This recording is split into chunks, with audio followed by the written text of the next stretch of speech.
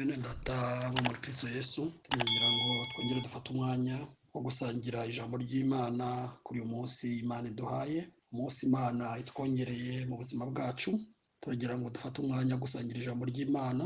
Ijambo ry'Imana turi busome turarisanga mu gitabo cya kabiri cya Samweli, igice ni cya 4 umurongo wa mbere tugeze 12. Turasoma igitabo cya mbere cya Samweli 19 umurongo wa 13, ndetse dusome igitabo cya kabiri cya Samweli igice cya 9 umurongo wa mbere tugeze ku murongo wa 13. Twongere dusome ubutumwa bwiza bwa Yesu Kristo bwanditswe na Luka, igice ni cya 10 turahera ku murongo wa 25 tugeze 37. Reka dusome mu izina rya Yesu. Haravuga ngo mu gice cya 4 umurongo wa mbere igitabo cya kabiri cya Samweli, haravuga ngo bukeye Eshosheti mwene Sawuli yumvise ko Abuneri yaguye Horoni aracogora. Abisirayeli bose bahagarika umutima, kandi Eshosheti uwo mwene Sawuli yari afite abatware b'ingabo babiri, umwe yitwaga Bana undi yitwaga Rekabu, bene Rimoni w'i Beroti wo mu muryango wa Benjamini, kuko i Beroti habarwaga kwa Benjamini, kandi ab'i Beroti bari barahungiye Gitaneyamu basuhukirayo na bugingo n'ubu. Kandi Yonatani mwene Sawuli yari afite umwana waremaye amaguru, ubwo imitsi yavaga i Yezareli kubika Sawuli na Yonatani. Uwo mwana yari amaze imyaka 5 avutse, maze umurezi we aramubatura ahunga. Akimwirukankana ahunga aramunyihuraka yikubita hasi, aherako aramugara. Izina ry'uwo mwana yitwa Mefibosheti. Bukeye bene Rimoni w'i Beroti, Rekabu n'abana baraza basohora kwa Eshoshete ku manywa y'ihangu, basanga arambaraye, binjira mu nzu ye nk'abashaka kudaha ingano, nuko bamutikura inkota ku nda. Rekabu n'abana mwene se baherako barahunga. Uko niko bumvise binjiye mu nzu ye, basanga arambaraye ku gisasiro hakinze urusika. Baramutikura, baramwica, bamuca igihanga, barakijyana. Bagenda ijoro ryose mu nzira ijya muri Araba. Maze icyo gihanga cya Eshoshete bagishyira Dawidi i Heburoni. Babwira umwami bati, ngiki gihanga cya Eshoshete mwene Sawuli umwanzi wawe wagenzaga ubugingo bwawe. Ubu Uwiteka ahoreye inzigo umwami databuja kuri Sawuli n'urubyaro rwe. Dawidi asubiza Rekabu na mwene se Bana bene Rimoni w'i Beroti, arababwira ati, ndahiye Uwiteka uhoraho wacunguye ubugingo bwanjye mu byago byose. Kera hariho umuntu wanjye arambwira ati, Sawuli yapfuye. Yibwira ko anzaniye inkuru nziza, mperako ndamufata mwicira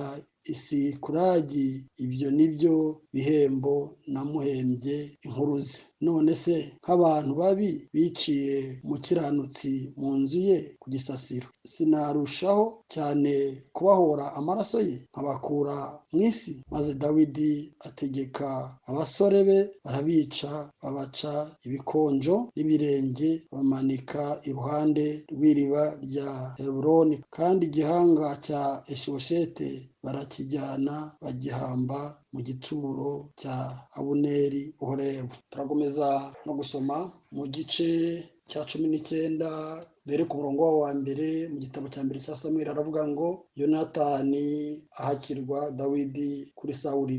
Bukeye Sawuli abwira umuhungu we Yonatani n'abagaragu be bose ngo bice Dawidi. Ariko Yonatani mwene Sawuli yakundaga Dawidi cyane, nuko Yonatani aburira Dawidi ati, data Sawuli arenda kukwica. None ndakwinginze ejo mu gitondo uzirinde, wihishe ahiherereye, nanjye nzasohoka mpagarane na data ku gasozi aho azaba uri, mvugane nawe ibyawe. Ningira icyo numva nzabikubwira. Bukeye Yonatani avugana na se Sawuli amushimangiriza Dawidi aravuga ati nyagasani ntuzagirire nabi uwo mugaragu wawe Dawidi kuko nta nabi yakugiriye ahubwo imirimo ye yakubereye myiza cyane. Yahaze amagara ye yica wa Mufilisitiya, Uwiteka atanga agakiza gakomeye mu Bisirayeli bose, abibonye arabyishimira. None ni iki gituma ushaka ucumura ukavusha amaraso y'utacumuye ugahora Dawidi ubusa? Sawuli yumvira Yonatani ararahira ati ndahiye Uwiteka uhoraho ntazicwa. Yonatani aherako ahamagara Dawidi amutekerereza ayo magambo yose. Nuko Yonatani azana Dawidi kwa Sawuli aguma imbere ye nk'uko yari asanzwe. Sawuli yongera guhiga Dawidi.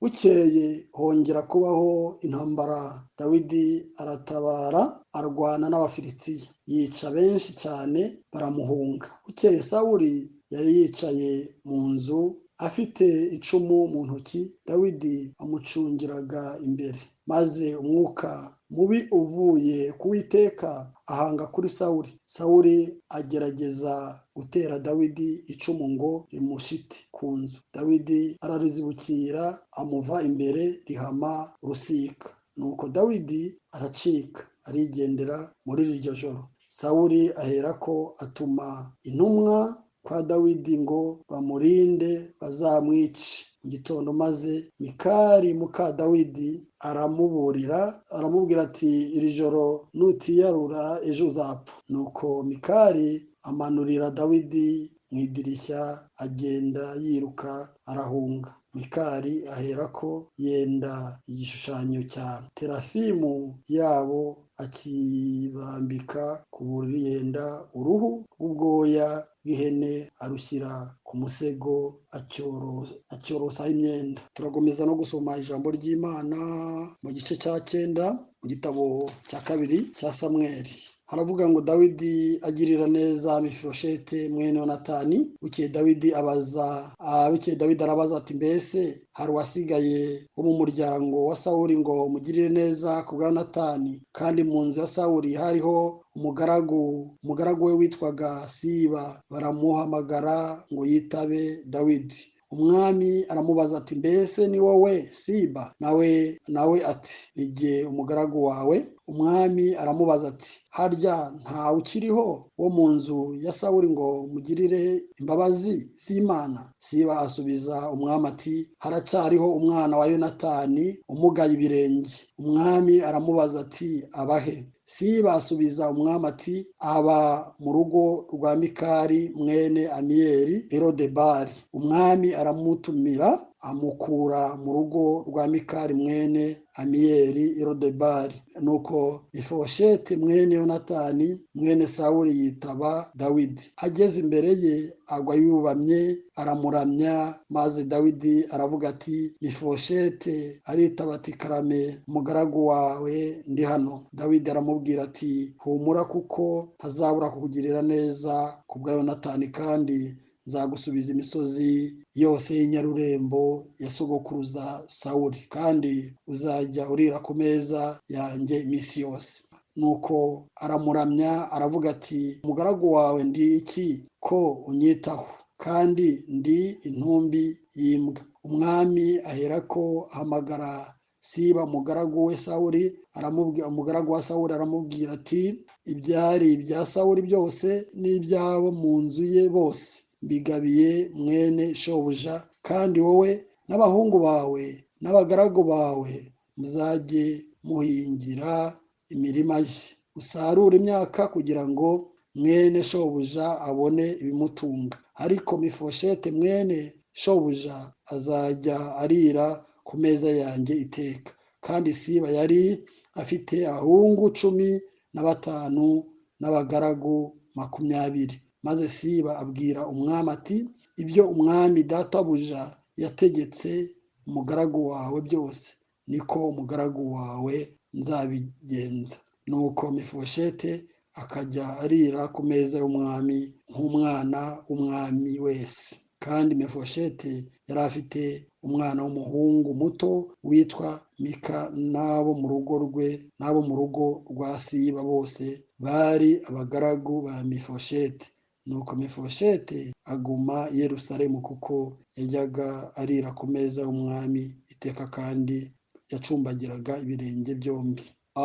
Turagomeza gusoma ijambo ry'Imana ubwiza bwa Yesu Kristo nk'uko bwanditswe na Luka igice ni icya 10 turahera ku murongo wa 25 igice cya 10 tubwira ngo umugani w'umusamariya w'umunyambabazi nuko umwe mu bigisha amategeko ahagurutswa no kumugaragaza ati mwigisha nkore nte kugira ngo ndagwe ubugingo buhoraho. Nawe aramusubiza ati byanditswe bite mu mategeko, icyo usomamo ni iki? Aramusubiza ati ukundishe Uwiteka Imana yawe umutima wawe wose n'ubugingo bwawe bwose n'imbaraga zawe zose n'ubwenge bwawe bwose kandi ukunde mugenzi wawe nk'uko wikunda. Yesu aramubwira ati ushubije neza, nugenza utyo uzagira ubugingo, ariko uwo ushatse kwigira shyashya. Abaza Yesu ati harya mugenzi wawe ninde?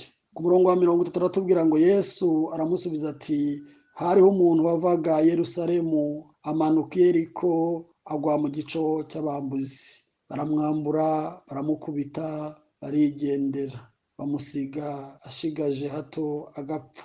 Nuko umutambyi amanuka muri iyo nzira, amubonye arakikira arigendera. N'umulewi ahageze nawe abigenza atyo, amubonye arakikira arigendera. Ariko umusamariya wari mu rugendo nawe amugeraho, amubonye amugirira impuhwe, aramwegera amupfuka inguma, amwoza amavuta ya elayo na vino, amushyira ku ndogobe ye, amujyana mu icumbi ry'abashyitsi aramurwaza. Bukeye bwaho yenda idenariyo 2 aziha nyiri icumbi ati umurwaze kandi ibyo uzatanga byose birenze ku byo ngusigiye nzabikwishyura ngarutse. Noneho utekereza ute muri abo batatu ninde wabaye mugenzi w'uwo waguye mu bambutsi? Aramusubiza ati ni uwamugiriye imbabazi. Yesu arababwira ati genda nawe ugira utyo. Reka dufate umwanya wo gusenga Imana. Mana nziza, Mana nyir'ubutware, turagushimye kubw'uyu munsi uduhaye, kubw'itariki ya 13 ukwezi kwa 9 2020. Turenda kuzuza amezi 6 tudahurira mu rusengero. None Mana, ntabwo twaretse kuvuga, ntitwaretse kugukorera, ntitwaretse kukwamamaza, ntitwaretse kuvuga ineza yawe. Turacyari mu ijambo ryawe, ubane natwe, tugirire neza mu izina rya Yesu umwami wacu, amen. Ndagira ngo dufate umwanya wo gusangira ku ijambo ry'Imana. Muri uyu mwanya Imana iduhaye, muri uyu mugisha Imana iduhaye, turaganira ku ntego ivuga ngo kugira umutima w'imbabazi. Niyo ntego turi buganireho, kugira umutima w'imbabazi. Tubonye ibice bitandukanye ariko cyane 3 twabisomye mu gitabo cya 2 cya Samweli, ikindi tugisoma mu gitabo cya 1 cya Samweli. Ariko izi nkuru zose ziruzuzanya, izi nkuru zose ziruzuzanya. Baratubwira urugendo rwa Dawidi, bakatubwira urugendo rwa Sawuli, bakatubwira ndetse n'iby'umukobwa wa Sawuli ari we mugore wa Dawidi, bakatubwira urugendo rwa Jonatani ndetse ari we muhungu wa Sawuli, bakatubwira urugendo rwa Eshiboshete mwene n'ubundi Sawuli. Biravuga ngo Jonatani na Eshiboshete bari abavandimwe. Ndetse bakongera bakatubwira urugendo rwa Mifiboshete ari we mwene Jonatani. Bakatubwira rero urugendo rwa Mikali umugore wa Dawidi kandi ari umukobwa wa Sawuli. Hano haragaragaramo ineza n'urukundo, ndetse haranagaragaramo n'urukundo ruke. Urebye ibyagombaga kuba kuri Dawidi biturutse kuri Sawuli, byakagombye ukurikije umuryango uko uteye, uko famiye yubatse, wakagombye kuba ari umuryango mwiza. Ariko turimo kubona ikintu gikomeye. Dusubiye mu gice cya 19 batwereka uburyo Yonatani ahakirwa Dawidi kuri Sawuli. Mu yandi magambo ni ukuvuga ngo Yonatani niwe wabashije kugira umutima ugaragara ko yakundaga Dawidi, ndetse akagerageza no kwereka ishusho ya Dawidi kuri se Sawuli uko iteye, ariko Sawuli ubona atarabyumvise, ndetse turabona ko uyu mukobwa Mikali yari umukobwa wa Sawuli, kandi nanone biragaragara ko Dawidi yari umukwe wa Sawuli, ariko tubona Sawuli agomeza guhiga Dawidi. Ibi twabifata ute, twabitekereza ute? Aho noneho umukwe ashobora guhigwa na sebukwe, aho noneho muramu we ari ubasha kumuvugira we Jonatani. Biragaragaza ibintu bibiri, isi turimo irimo umwanzi, ariko tukagira undi mukunzi usumba abakunzi bose, tukagira undi muvugizi usumba abavugizi bose. Nubwo umwanzi ariho, ariko hariho n'umukunzi.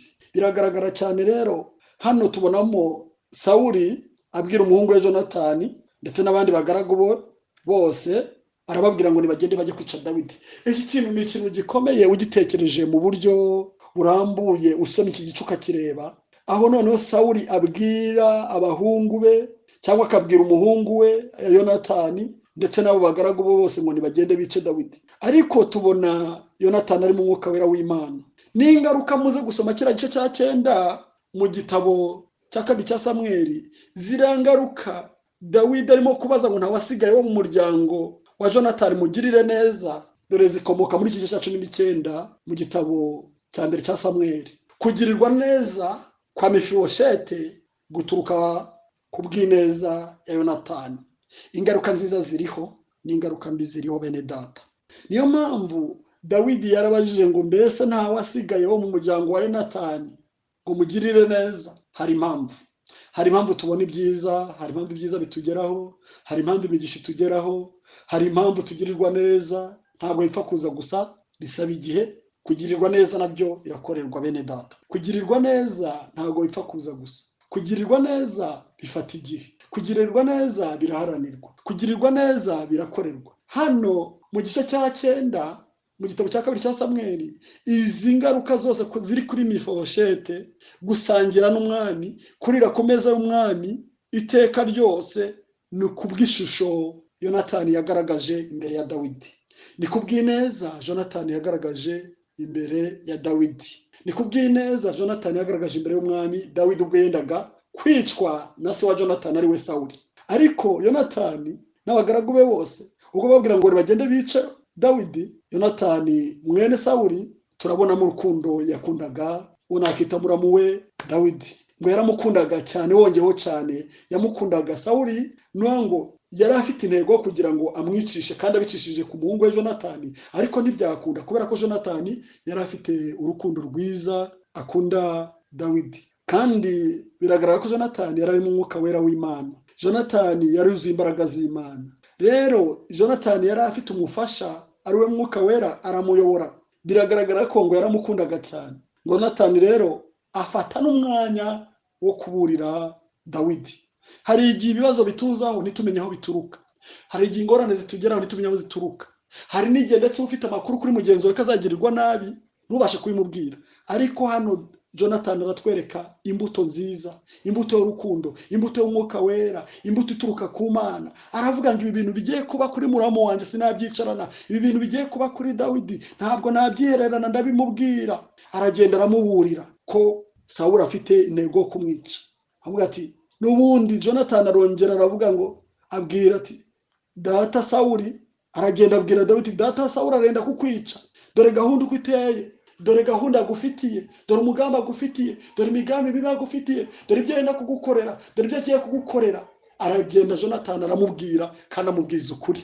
Nk'umukristo aramusanga aramubwira, aramwerurira. Nk'umugenzi ujya mu ijuru, umugenzi ukorera ijuru, aramusanga aramubwira ati data agufitiye imigambi mibi kandi arenda kukugirira nabi.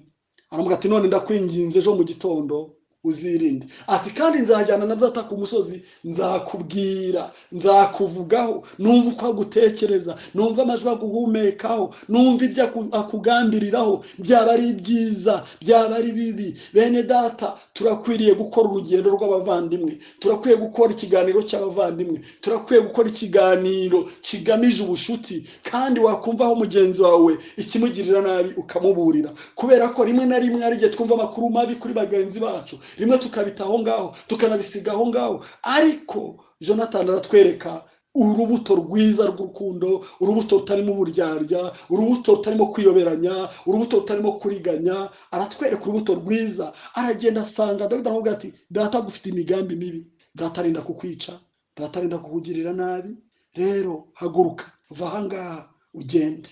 N'ubundi mu murongo wa 3 avuga ngo nzasohoka mpagarare na data ku gasozi aho uzaba uri, vugane nawe ibyawe. Ibyo nzumva arimo kuvuga nzakubwira kandi nzakumenyesha. Ngo bukeye Yonatani avugana na se Sawuli amushimangiriza Dawidi, aravuga ati nyagasani ntuzagirire nabi uwo mugaragu wawe Dawidi, kuko nta nabi yakugiriye, ahubwo imirimo ye yakubereye myiza cyane. Aramutaka, aramubwira ati ndamuzi, amuha identite ye, amubwira imyirondoro ye. Rwose umugaragu Dawidi ndamuzi, yakoze imirimo myiza iramenyekana, yakoze ibyiza iramenyekana, wimugirira nabi. Ariko ntabwo byabashije kumvikana, kandi agomeza kuvuga ngo yahaze amagara ye yicanwa n'Abafilisitiya. Uwiteka atanga agakiza gakomeye mu Bisirayeli. Naye ngo hari ibyo yaharaniye, hari ibyo yakoze, hari ibimitirirwa, hari umugambi mwiza yakoze, ndetse aharanira agakiza mu Bisirayeli. Uwiteka arigaragaza, Uwiteka aritamurura, yigaragariza Abisirayeli bose. Ngo abibonye arabyishimira. None ni iki gituma ushaka ucumura ukavusha amaraso y'utacumuye ugahora Dawidi ubusa? Avuga ati yakoze ibyiza, yakoze imirimo myiza, uramuhora iki? Ntawe yagiriye nabi. Ni iki gituma ushaka kuvusha amaraso data? Waretse umugaragu w'Imana akagomeza agakora umurimo. Sawuli yumvira Yonatani ararahira ati ndahiye Uwiteka ahoraho ntazicwa. Yonatani aherako ahamagara Dawidi amutekerereza ayo magambo yose. Nuko Yonatani azana Dawidi kwa Sawuli, aguma imbere nk'uko yari asanzwe. Urumva ko uyu mugaragu w'Imana Jonathan yaharaniye ibintu byiza cyane. Nyuma y'uko amaze guperezanta Dawidi uko ameze, amubwira papa we, aramubwira ati uyu mugaragu yaharaniye ibyiza, abibwira Sawuli. Jonathan aramutekerereza, nawe aravuga ati ndahiye Uwiteka ahoraho ntabwo nzavusha amaraso ya Dawidi. Amutekerereza uko ameze. Ariko n'ubundi ntibyarangira. Mu murongo wa 8 tubona n'ubundi Sawuli yongera guhiga Dawidi. Ubukeye rero wongera kubaho intambara. N'ubundi intambara yongera iragaruka, kubera ko wa mwanzi Satani aracyazerera. Wa mwanzi Satani aracyatera, nubwo twabonye muri Yobu igice cya mbere n'abana b'Imana baraterana na Satani, nawe akagenda agaterana nabo. N'ubundi Satani aracyazerera mu bwoko bw'Imana. Satani aracyereka abandi ko umuntu ari mubi. Satani aracyereka undi ko mugenzi we ntacyo amaze. Satani aracyereka undi ko mugenzi we ntacyo azimarira, ndetse akamwereka ko hari icyo yagezeho. Ibyo bikamutera amakimbirane, bikabatera urwango. Noneho kubera ko Satani aracyazerera, nurabona ko n'ubundi arabiretse. Ariko n'ubundi ntibitinze gatoya, mu murongo wa 8 n'ubundi tubona Sawuli n'ubundi yongera guhiga umugaragu w'Imana Dawidi. Ngo bukeye hongera kubaho intambara yongera kugaruka, maze aratabara, arwana n'Abafilisitiya, yica benshi cyane, baramuhunga. Ngo bukeye Sawuli yicaye mu nzu ye afite icumu mu ntoki. Dawidi amucurangira imbere ye, maze umwuka mubi uvuye ku Uwiteka uhanga kuri Sawuli. Maze hongera ibindi bidasanzwe. Dawidi aramucurangira imbere, maze umwuka mubi uvuye ku Uwiteka uhanga kuri Sawuli. Ni ukuvuga ngo hano Sawuli n'ubundi yongera agarura ubunabi bwe, ubumuntu buratakara, kubera ko Dawudi yari acuranze anejeje Imana. Ariko Uwiteka abona Sawuli atarimo kubyishimira. Uwiteka agaragariza Sawuli indi sura, arebe ko hari ukundi kuntu byagenda. Ariko umwuka uvuye ku Uwiteka uhanga amaso kuri Sawuli, ngo agerageza gutera Dawidi icumu ngo ari mushiti ku nzu. Dawidi ararizibukira, amuva imbere, rihama urusika. Ntabwo ryamufashe, icumu ntiryamufashe, kubera ko Uwiteka yari ari kumwe na Dawidi. Uwiteka yari yagendanye na Dawidi, yari yamuvugishije, yari yamusuye. Nuko Dawidi aracika, arigendera muri iryo joro. Imana yacu habwe icyubahiro, dufite Imana ituba hafi. Sawuli rero ngahera ko atuma intumwa kuri Dawidi ngo bamurinde bazamwice. N'ubundi ntabwo byarangiye, yakomeje kumukurikirana, akomeza kumugambanira, akomeza gushaka icyatuma n'ubundi amukuraho, yohereza n'ubundi ingabo zijya kumucunga, zimukorera operasiyo kugira ngo zize kumufatisha. Sawuli rero ngahera ko atuma intumwa kwa Dawidi ngo bamurinde bazamwice mu gitondo, maze Mikali muka Dawidi aramuburira, aramubwira ati iri joro nutiyarura ejo uzapfa. Imana yacu ni igitangaza. Imana yakoresheje Mikali umukobwa n'ubundi wa Sawuli, Imana ikoresha n'ubundi Jonatani umuhungu wa Sawuli, Imana ikoresha Mikali umukobwa wa Sawuli, Imana ikoresha Jonatani umuhungu wa Sawuli. N'ubundi Imana ubwayo ishobora no gukoresha umuntu udatekereza. Bene data, ibisubizo byacu bishobora kuza mu buryo butandukanye. Amasezerano yacu ashobora kuza mu buryo butandukanye. Amasezerano yacu ashobora kuba mu bana. Amasezerano yawe ashobora kuca mu budatekereza, mu buzi na butazi. Ahangaha Imana yakoresheje n'ubundi abaturuka mu muryango wa Sawuli kugira ngo Dawidi atabarwe. Imana n'ubundi ikoresha umukobwa wa Sawuli kugira ngo Dawidi atabarwe. Imana ikoresha umuhungu wa Sawuli kugira ngo Dawidi atabarwe, kandi ibakoresha bahigwa n'uwendaga kubagirira nabi. N'ubundi baragenda batanga imbuzi. Ntabwo bavuze ngo kubera kuri data n'ubundi turafatanya ufatanya cyaha. Oya, ni ukuvuga ngo Dawidi na Mikali bavuye muri uwo mwambaro w'ubugizi bwa nabi, bava mu isura y'ubugizi bwa nabi, bava mu isura yo kugira nabi kugira ngo Dawidi atabarwe. Barangije bamuba hafi, baramushyigikira, bamubwira imbuzi. Mikali rero yabaye umwe nabo mu bagiye kugira ngo baburire umugabo we. Mikali ahera ko aragenda Ishushani. Ni ukuvuga ngo ku murongo wa 15 ngo hanyuma Sawuli yongera gutuma intumwa kureba Dawidi. N'ubundi ntabwo byatinze, yongera amutuma, yongera ashyiraho abarinzi nibamurinde kugira ngo baze kumufatisha n'uburyo bamwica. Umugore we arabimenya, Mikali arabimenya, Jonatani nawe arabimenya, aragenda aramubwira. Ariko Imana yacu ni igitangaza. Imana yacu igira neza. Imana yacu ni urukundo. Imana yacu ni nyembabazi. Imana yacu iratabara. Imana yacu irarinda. Imana yacu icisha ibisubizo igihe ishakiye, kandi izana ibisubizo igihe bishakiye, kandi ntabwo umenya aho inzira bicamo. Niyo mpamvu tugiye mu gice cyaho cya 9 mu gitabo cya 2 cya Samweli, tubona ingaruka z'ineza kuko nababwiye ngo kugira umutima w'imbabazi. Ni ukuvuga ngo Jonatani yagize umutima w'imbabazi, ariko yiturwa ineza. Jonatani yagize umutima w'imbabazi, yiturwa ineza kubw'imirimo myiza yakoze kubwa Dawidi. Ubwo Sawuli yendaga kumugirira nabi, yenda kumukorera ubugome bukabije. Ngo bukeye Dawidi arabaza ati mbese hari wasigaye ho mu muryango wa Sawuli ngo mugirire neza kubwa Jonatani? Ni ukuvuga ngo uyu Mefiboshete yatabawe kubwa sekuru, ariko bidaciye atari uko sekuru yagize neza, ari uko umuhungu wa Sawuli yagize neza, akagirira Dawidi neza. Bigiye kugira ingaruka, bigiye kugira inkomoko y'ibyiza, bigiye kugira inkomoko y'umugisha, bigira inkomoko yo gutabarwa kubera umugaragu w'Imana Jonatani.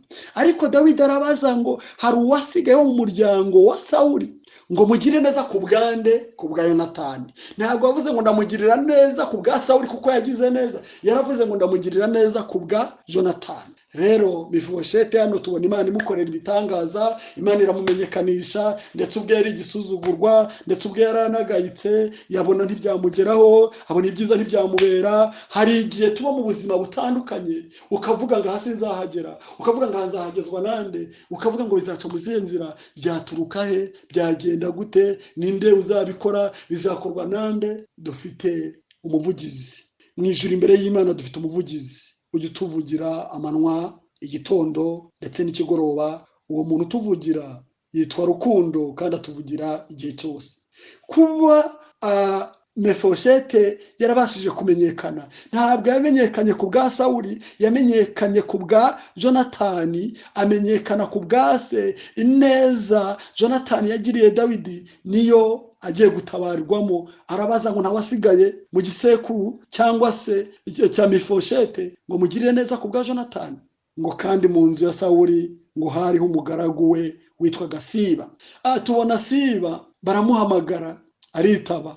atanga amakuru nk'uko bayamubajije. Umwami Dawidi yamubajije ngo mbese uwo Siba, nawe ati ni njye mugaragu wawe. Ati mugaragu wawe ndi hano. Umwami aramubaza ati harya ntawe ukiriho wo mu nzu ya Sawuli ngo mugirire neza, ngo mugirire imbabazi z'Imana? Ntabwo Siba yahisha amakuru. Siba aravuga ati rwose databuja arahari, uwo nguwo arahari rwose. Umwana wa Jonatani turabona ko yari amaze igihe kirekire ari ikimuga, yari amaze igihe kirekire amugaye. Uwo nguwo ngo yari Rodobari, ariko Imana imugirira neza. Imana ikoresha Dawidi kugira ngo imugirire neza. Imana ikoresha Dawidi kugira ngo atabarwe. Imana ikoresha Dawidi kugira ngo abone ibyiza. Ariko Imana yacu ni igitangaza. Ni ukuvuga ngo Mefibosheti yaje kumenyekana ku bwa Yonatani, kubw'imirimo myiza, kubwo kwa kuvuga neza, kwa guhisha Dawidi, kwa gukingira ikibaba Dawidi bashaka kumugirira nabi, ingaruka zimuzaho.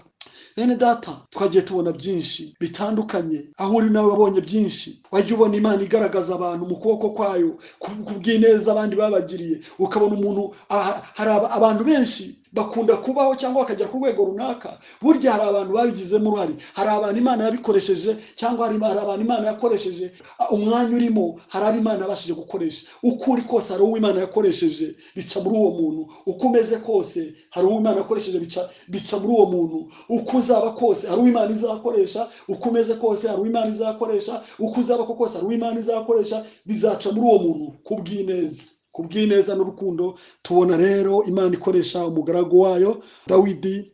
Tubona Jonatani, Imana igirira neza umwana we Mefibosheti kubw'ineza yamugiriye. Ntabwo Dawidi yigeze yibagirwa ineza Jonatani yamugiriye. Bene data, kwibagirwa ni bibi, kutibuka biragatsindwa, kuko biri tubwira ngo ubwoko butibuka ngo burapfa bugashira. Kutibuka ni indwara mbi cyane, kubera ko Mefibosheti yaratabawe kubwa Jonatani, kubw'ineza Jonatani yamugiriye, kuko aramushakisha ngo mbese mu gisekuru cya Sawuli hari uwasigaye mugirire neza kubwa Jonatani, mutabare kubwa Jonatani kubw'ineza yangiriye. Nuko Mefibosheti mwene Yonatani mwene Sawuli yitaba Dawidi. Ageze imbere ye ngagwa yubamye aramuramya. Yabonaga bimurenze, yabonaga birenze ubwenge bwe, yabonaga uko abitekereza n'uko ameze, naho yavutse naho yavukiye.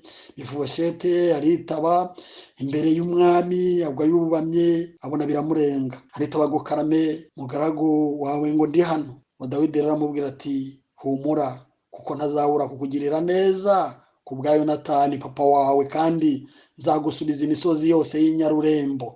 Ng'ibyaso byose, ibyagiye byose, Uwiteka abasha kubigarura kubw'ineza n'urukundo. Niba hari ibyo wanyu ubona uko byari bimeze, ukabona hari ukundi byagenze uko wifuzaga ko bimera, senga Imana. Imana yacu ibasha kuziba icyuho. Imana yacu ibasha gukuraho imisozi yose iri kuri imbere. Imana yacu ibasha gukuraho imisozi yose ikuruhije. Imana yacu ibasha gukuraho imisozi yose ikugoye. Niba hari imisozi iri imbere yawe ikugoye, Imana yacu ibasha kuyikuraho. Niba hari ibigeragezo bikugoye, Imana yacu ibasha kubikuraho. Niba hari ibigeragezo bikuruhije, Imana yacu ibasha kubikuraho, kubera ko Imana yatabaye Mefibosheti w'Irodobari ikamutabara kubw'ineza Yonatani, nayo ibasha kukugirira neza. Icyo dusabwa ni ukubaha Imana. Icyo dusabwa ni gukora gukiranuka. Icyo dusabwa ni gukorera gukiranuka. Icyo dusabwa ni gukora imirimo myiza, kugira ngo natwe tuzaragwe ubugingo buhoraho. Rero tubona Mefibosheti aratabarwa kubwa Jonatani, ava hahandi Rodobari hamwe hatazwi, ava Rodobari hahandi hatamenyekanye, ava Rodobari hahandi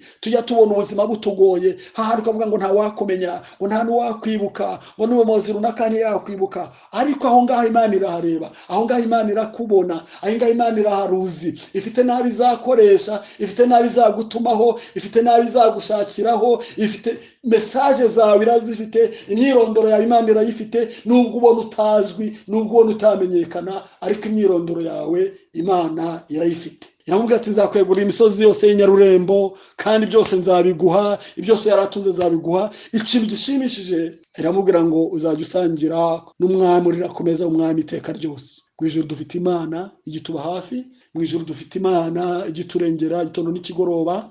Niyo mpamvu Mefibosheti yatabaye kubwa Yonatani, kubw'ineza Yonatani yagiriye umugaragu Dawidi, umwami Dawidi. Iramubwira tuzajya urirakomeza umwami iteka ryose, uzajya urira ku meza umwami iteka ryose. Bene data, ni ikintu gishimishije kurira ku meza umwami. Ndetse Mefibosheti nubwo yarameze kuriya, ariko nawe yaje kugira abagaragu. Niyo mpamvu kugira neza, kugira umutima w'imbabazi. Kugira umutima w'imbabazi ni urukundo rwiza kandi ni impano tukwiye gushaka, ni impano tukwiye guharanira. Kugira urwo rukundo ni impano tukwiye guharanira kandi kugira neza biraharanirwa. Niyo mpamvu kugira umutima w'imbabazi biraharanirwa. Hano bakongera kutubwira mu gice cya 10:25 ubutumwa bwiza bw'Kristo bwanditswe na Luka, batubwira umusamariya w'umunyembabazi, baratubwira abantu batatu.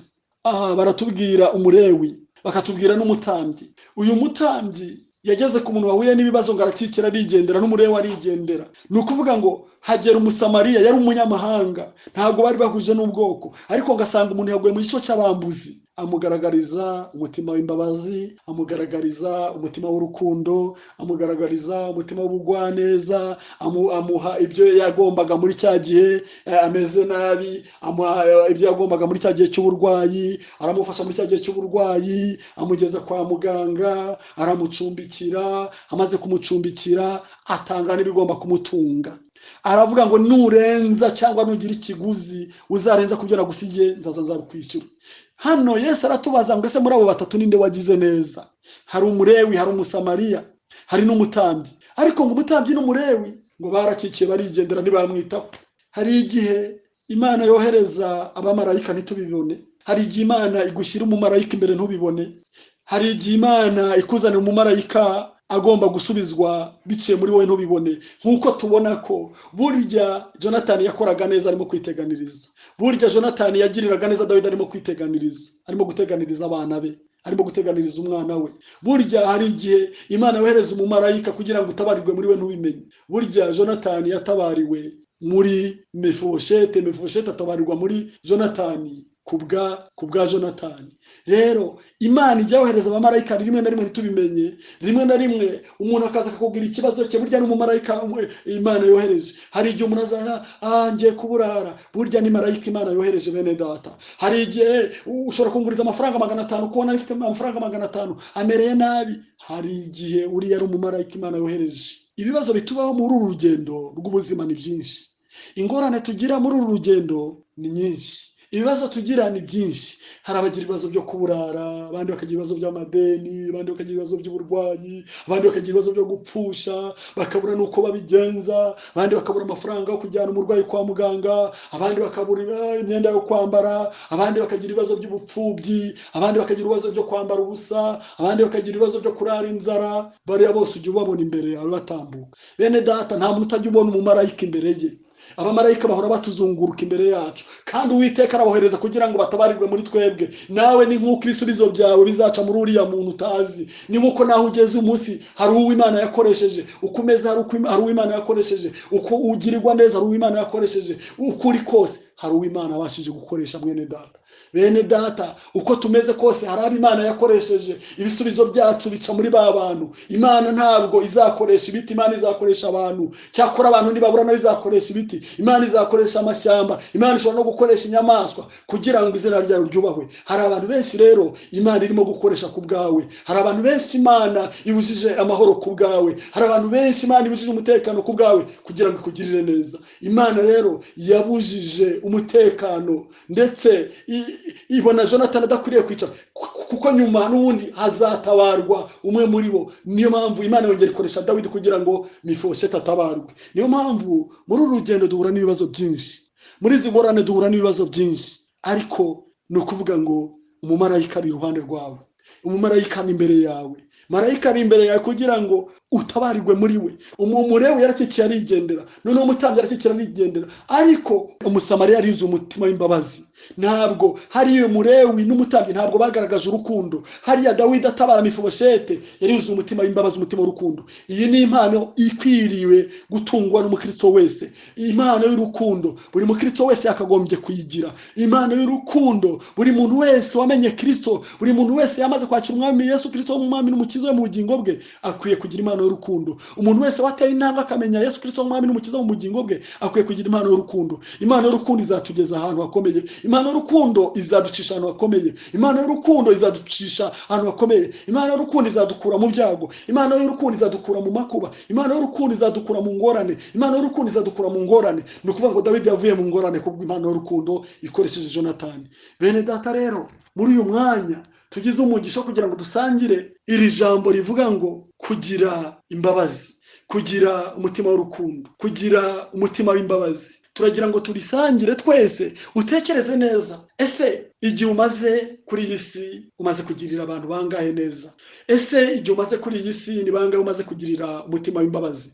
Ese igihe umaze kuri iyi si ni bangahe umaze kugaragariza urukundo? Ese igihe umaze kuri iyi si y'imyaka ufite, nta muntu wavuga ngo nta kintu afite. Ntuzigere mu buzima uvuga ngo bwawe wizenguruka uvuge ngo nta kintu ufite. Aho ngaho uba wibeshye. Nta muntu udafite icyo afite. Ntuzigere wipfobya ngo nta kintu ufite mu buzima bwawe. Ntuzigere wipfobya ngo nta kintu watanga. Ntuzigere wipfobya ngo nta cyo ufite cyo gutanga. Imana yaduhaye ibintu byinshi cyane. Ese wigeze ubura n'uburyo wasengera umuntu? Ese wigeze uhura n'umwanya wo kujya gusura umurwayi? Niba nta kintu ufite, wigeze ubura n'umwanya wo kujya gusura umurwayi kwa muganga? Ese wigeze ubura n'umwanya wo kujya gusura uwo muturanye mu mudugudu? Ese wigeze ubura n'umwanya wo kujya gusura uwo muturanye mu isibo? Ni ukuvuga ngo ntacyo Imana yatwimye. Ntuzigere uvuga mu buzima bwawe ngo ntacyo Imana yaduhaye. Imana yaduhaye ibintu byinshi byo gutanga. Imana yaduhaye umutima w'urukundo. Imana yaduhaye impano y'urukundo yo gusengera abandi. Imana yaduhaye impano y'urukundo yo gusura abandi. Niyo mpamvu niba uvuga ngo ntacyo ufite mu buzima, aho ngaho uribeshya. Imana yaduhaye ibintu byinshi kandi biduha mu buryo budasa, kandi tugira ubudasa. Niyo mpamvu wigeze ufata igihe cyo gutekereza ibyo Imana yaguhaye. Imana yaguhaye. Hari igihe rero rimwe twicara ngo njyewe ntacyo mfite, ntacyo mbona natanga, ntacyo nahereza mugenzi wawe. Imana ndagira ngo nkubwire, Imana uzizenguruke witekerezeho, uzafata umwanya witekerezeho, uzafata nk'iminota 20, ufata umwanya wo gutekereza uko Imana yakugize, uko umeze n'uko wavutse, n'uko umeze n'uko wari kuzaba umeze. Utekereze, uzasanga ari ibintu byinshi Imana yaguhaye. Hari igihe rimwe tuvuga ngo nta mafaranga dufite, nta byo kurya dufite, nta myambaro dufite, nta nkweto zo kwambara dufite, nta myenda yo kwambara dufite. Rimwe na rimwe tukabona abantu bameze nabi, abamarayika Imana itwohereje, ukavuga ngo ntacyo nabakorera, ngo njyewe ngo ntacyo mfite. Imana yaduhaye ibintu byinshi. Imana yatugiriye neza, iduha ibintu byinshi byo gutanga. Niyo mpamvu ntabwo Imana yigeze twima ibyo gutanga. Muri uyu mwanya rero ndagira ngo mbabwire ko Imana yaduhaye ibintu bitandukanye. Niyo mpamvu n'uriya Musamariya yahagaze akagira ibyo akora, nura Musamariya yahagaze akagira ibyo atunganya kuri uriya muntu. Bene data rero mufata umwanya iminota 20 yo gutekereza neza, urasanga ari uko Imana yakugize, urasanga ari uko Imana yakugize neza, urasanga hari ibintu byinshi Imana yagukoreye. Rero niyo mpamvu ibyo bindi Imana yagukoreye nibyo tugaragaza mu rukundo, umutima w'imbabazi, umutima w'impuhwe, umutima wo kugira neza. Naho ubundi abamarayika bahora imbere yacu, abamarayika bahora imbere yacu. Hari n'igihe na wa muntu usanga yikoreye umutwaro adashoboye, wa wundi n'umumarayika ukamutambuka ukigendera. Ibyo ngibyo bijya bibaho. Umuntu agahagarara ku muhanda, ikimuga kiragusaba, ukamuca ukigendera. Nyamara ufite n'amafaranga arenze igiceri cy'ijana, ufite n'amafaranga wakuramo igiceri cy'ijana ntibigire icyo bigutwara, ufite n'amafaranga wakuramo magazine ntibigire icyo bigutwara. Uriya n'umumarayika Imana ikiza imbere yawe, nawe ujya umukikiraho ukigendera. Ugasanga umwana yikoreye umutwaro adashobora, ukamukikira ukigendera. Wabona umurwayi ukamutambuka ntumubaza ngo mwaramutse. Hari n'abandi bantu benshi bakunda gutambuka ntavuge ngo mwaramutse cyangwa mwiriwe. Nayo ni impano y'urukundo. Abantu benshi bakunda gutambuka ukabona nta kintu no gusuhuzanya, ndetse ukabona nabyo ni ikibazo. Bene data, nibyo Imana yarabitwimye no gusuhuzanya. Burya hari ijambo nkunda cyane, ijambo murakoze. Ijambo murakoze ni ijambo ryiza cyane, cyangwa ijambo komera, humura, naryo ni ijambo ryiza. Wa murwayi ukamuhumuriza, wa muntu ufite ibibazo ukamuhumuriza, wa muntu yicaye ku muhanda ukamuhumuriza, wa muntu uhuye n'ibibazo ukamuhumuriza. Ijambo ihangane. Bene data, ese wabuze byose ubura n'ijambo ihangane? Wabuze ijambo ihangane? Hari ibintu byinshi Imana yaduhaye, niyo ni impano Imana yashyize mu kanwa kacu. Umuntu yahura n'ikibazo ukamubwira mwene data ni wihangane, mwene data humura. Ijambo ihangane ni ijambo rikomeye mu buzima bwacu. Rimwe na rimwe ntabwo tuzi gushima ibyo Imana yadukoreye. Muri iki gihe Imana irimo gukora ibitangaza. Nubwo turi muri COVID-19, Imana irimo gukora ibitangaza. Rero nuvuga ngo hari abamarayika benshi Imana idushyize imbere. Hari abantu barimo kuburara, hari abari bafite akazi, abo ngabo baragataye, abo ngabo karahagaze ntibakigafite, barimo kubwirirwa. Abo bose ni abantu Imana idushyize imbere, kandi abo ngabo turakwiriye ko niba nta nicyo dufite ntitubabwire nimuhumure, ejo buzacya neza, ejo bizagenda neza. Rero ijambo humura ni ijambo ryiza cyane, ijambo komera ni ijambo ryiza cyane. Niyo mpamvu mbabwira ngo bene data, hari abantu bafite ibibazo hirya no hino kubera akazi karahagaze, abari batunzwe n'imirimo itandukanye iyo yarahagaze. Ariko turagomba kumenya ko nubwo turi muri COVID, ijambo humura naryo rirakenewe, ijambo komera rirakenewe. Niyo mpamvu abo bamarayika bose Imana badushyize imbere. Rimwe na rimwe niba ufite ibiro 2 bya kawunga, gerageza urebe ko hari umumarayika utuye imbere yawe, hari umumarayika uri imbere yawe. Mugirire neza kandi Imana izakugirira neza. Hari umumarayika ubuze icyo kwambara kandi ufite amapataro 5 cyangwa se ufite n'ubushobozi bwo kuba wamugurira n'agatenge cyangwa n'ipataro, uwo mumarayika ari imbere yawe. Bene data rero, niyo mpamvu abo marayika Imana badushyize imbere kugira ngo natwe hari aho twageze, hari aho mwageze, Imana yakoresheje abantu, hari aho wageze Imana ikoresheje abantu. Fata iminota 20 utekereze neza ku rukundo rw'Imana, utekereze imbabazi z'Imana. Niba hari umuntu n'umwe wagiriye neza, ubishimira Imana. Niba nta n'uwo wagiriye neza, iyo mpano nawe uyishake. Tekereza, hari umuntu waba waragiriye neza. Hari abantu guhera ku muntu umwe, hari umuntu waba waragiriye neza, hari abantu 2 wagiriye neza. Kandi no muri iki gihe Imana iracyakora ibitangaza. Nubwo turi muri Covid, Imana irakora ibitangaza, yanagukoresha, igakoresha abantu batandukanye kugira ngo abantu ba marayika batabarwe. Imana rero, bene data, Imana idushyize abamarayika imbere. Hari abamarayika Imana ituzanira buri munsi kugira ngo batabarwe, nk'uko uriya Musamariya, uriya muntu wagwe mu cyica bambutse, ni umumarayika Imana ari mushyize imbere. Dutekereze neza, dufate umwanya wo gutekereza. Hari abantu Imana idushyize imbere kugira ngo batabarwe biciye muri twebwe.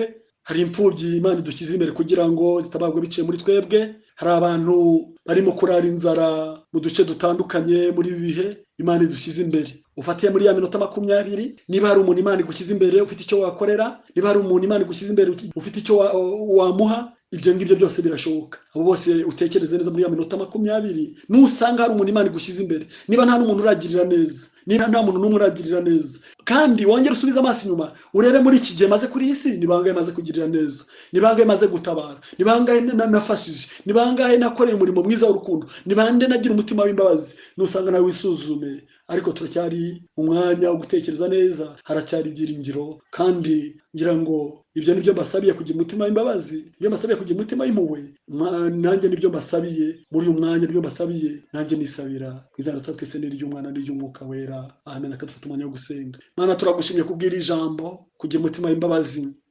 Tubonye ingero nyinshi, tubonye Dawidi, tubona ibyo Sawuli yamukoreye, tubona Mikali umukobwa wa Sawuli, tubona Jonatani umuhungu wa Sawuli, tubona urwo rugendo, tubona Mefiboseti atabarwa kubwa Jonatani, tubona Dawidi amugirira neza kubwa Jonatani. Hari ingaruka z'ibyiza nkuko ijambo rya ritubwira mu itangiriro. Iyo tubonye inkuru za Gahini na Abeli ku murongo waho wa 4, aravuga ngo nukora ibyiza ntuzemerwa. Nidukora ibyiza tuzemerwa, tuzagirirwa neza n'Imana. Nidukora ibyiza tuzemerwa. Niyo mpamvu rero nta wagize neza, nta wakoreye umwami wacu ngatahamara amasa. Niyo mpamvu imbere yacu hari ibyiza, hari Imana iduteganiriza.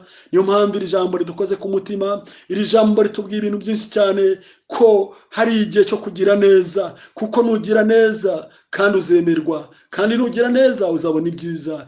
Niyo mpamvu uriya Musamariya yahageze akabona umuntu ameze nabi, akamufasha uko yarashoboye kose, akamugirira neza. Kandi niyo mpamvu ijambo ryawe ritubwira ngo tugende dukore kuriya nk'uriya Musamariya. Ni urugero rwiza. Hari ingero nyinshi tubona ku bagize neza. Tubona atabitagira neza, agirira abapfakazi neza. Tubona atabarwa, tubona yongera gusubira mu mwuka igihe yarageze kuri finali, tubona wongera kumugirira neza. Mana, iri jambo ritubwiye muri umwanya ritubere inkomezi mu mitima yacu, kandi ritugereho, kandi ridufashe muri ibi bihe bitandukanye, muri ibi bihe abantu bafite ingorane, muri ibi bihe abantu bagizwe n'ingaruka za Covid-19 mu duce dutandukanye, muri ibi bihe abantu batakaje akazi, muri iki gihe imibereho igoranye, muri iki gihe kurya bigoranye, muri iki gihe kubona aho umuntu abasha gukura ibyo kurya, akura amafaranga bigoranye. Niyo mpamvu iri jambo riradusaba kugira umutima w'imbabazi. Niko tubisabye mu izina rya Data, twese n'iry'Umwana n'iry'Umwuka wera. Amen.